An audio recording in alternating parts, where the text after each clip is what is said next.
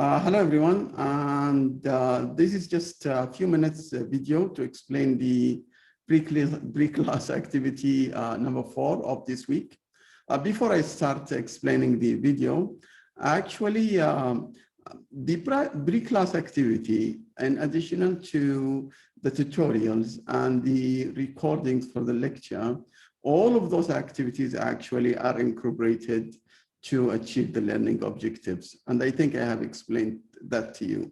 The reason I'm saying this, because it's only 1 mark, and some of you are working hard for that, but there is a payoff for that because the learning objectives are actually scattered in all those things. So I'm trying to improve some of the areas, including the workshop, but thank you for taking it seriously. And I think it's very useful. I also spent good time in choosing the right materials to post it for you. Now, today we are talking about bank capital. Now, when we talk about bank capital, remember, we talked about the following thing. Bank capital is actually mainly the equities. And if it is mainly the equities, that equities depends on the net income. And the net income can be distributed into 2 areas. Either we pay it as dividends, or we pay it as, or it becomes a return earning and then go to the equity side.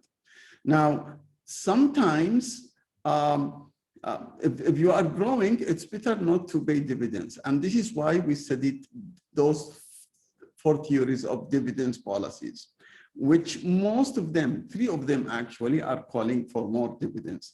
Now, the video of today for the American banks are dealing with that issue. However, they are dealing with it from different perspectives. Dividends should reflect the income, but if you are going to pay dividends just to, make your shareholders happy, that is another issue. I mean, you have to look at that. The video is discussing that issue. The other issue is they are discussing also something called the buyback of your shares. Now, when you buy back your shares, the following will happen.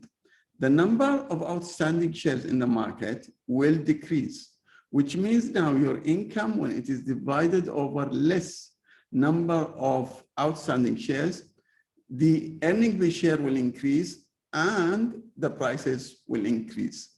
The share price will increase. That's good and that's fine. But when we do buyback, if you go and look for the last 10 I think slides of my lecture for this week, which is the second part, the last 10 slides, we are talking about AGM. AGM is asset growth model. Now, asset growth model is saying there are 3 scenarios. We do buyback, we can pay dividends if we are overcapitalized, and overcapitalized means we have more capital over, which means the capital we have is over our target capital. And therefore, we have to get rid of some of that capital. One of the tools we use is to buy back some of our shares. And if the price increases, that's fine because it's just a normal behavior. So the video is also discussing that issue from different perspectives, which I want you to look at it. The third thing is the stress testing. Maybe the stress testing is an issue that I want you to know it, and it's new. Now, what about the stress testing? Regulators usually do stress testing for all bank risks, including capital, liquidity, exchange rate, any risk you can imagine, they do that thing.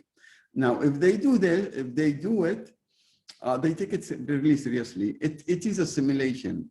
It's not a real case, but it is a simulation. And I want you to expose to that issue. And I think the video is talking about, it's not real that the banks don't have capital. It's just the simulation shows that one, and regulators take that seriously. Now, this is all the issues. Maybe you want to look at it. I think in question number 5, you will write whatever you like. There is interesting scenarios I bought this week, and hopefully you like it. Thank you very much, and have a good day wherever you are. Bye-bye.